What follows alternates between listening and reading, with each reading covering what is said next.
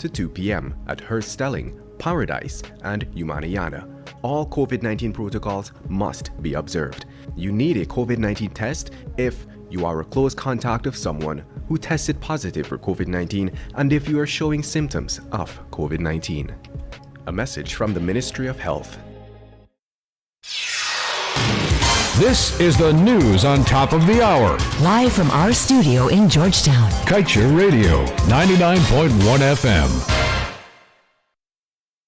Good evening. Welcome to this evening's Newscast on Kaieteur Radio. I am Kevin Smith. Without further ado, let's get to the news in detail.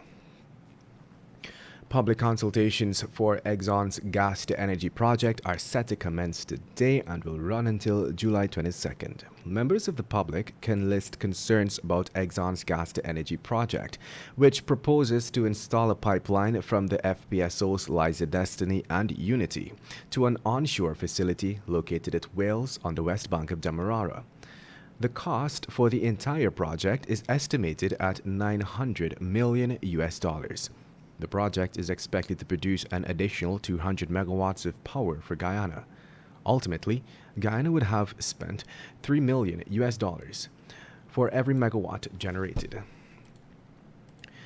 By comparison, solar companies in the U.S. are lobbying for the commencement of 7 solar power farms based in Louisiana, which together are set to generate 890 megawatts of electricity for a total cost of $868 million.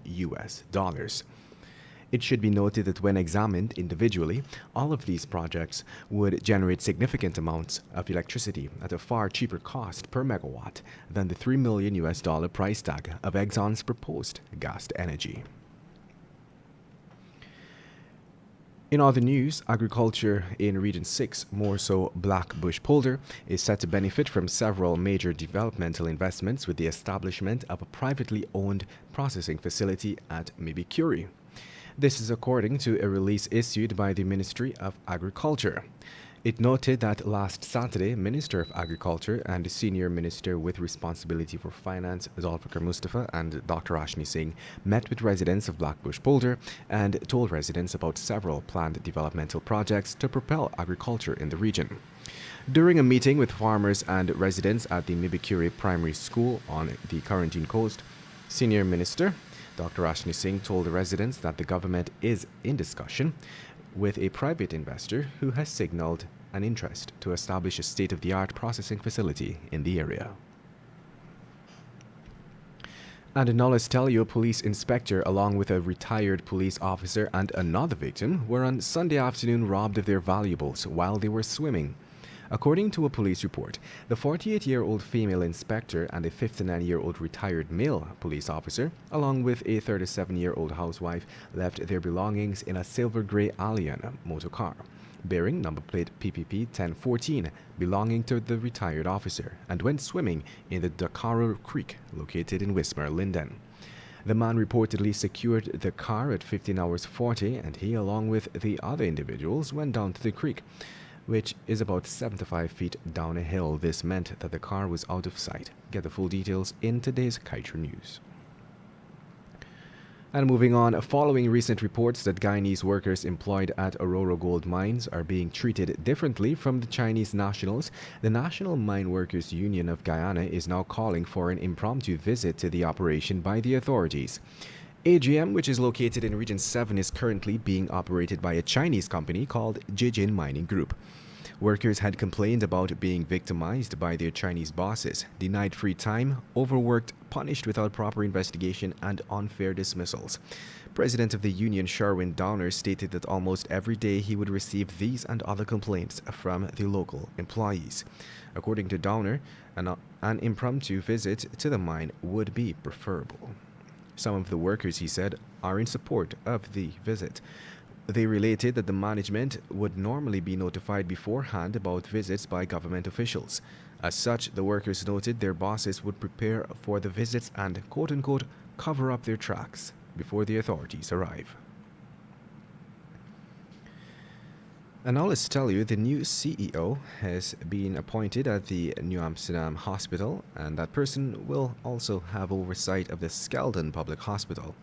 This development was confirmed by Regional Chairman Mr. David Armagan. We were informed that Dr. Bob Ramnath will take over from Michael Khan, who is currently serving in the capacity of CEO at the hospital. According to information received, Dr. Ramnath's transition into the new position will take effect within 2 weeks. Dr. Ramnath, according to reports, has already visited the Skeldon Hospital, where he met with the doctor in charge and the administrator. He was reportedly accompanied by the Regional Executive Officer of Region 6, Mr. Narendra Prasad. And to wrap things up for this evening, let's tell you 2 alleged drug dealers on Sunday beat and severed the index finger of a man who had reportedly owed them $160 for marijuana. Left without a finger is 36-year-old Collins Smart, best known as Rasta Man, a laborer of Little Africa, Quarantine. Smart lost his finger around 20 hours 30 at number 79 Village.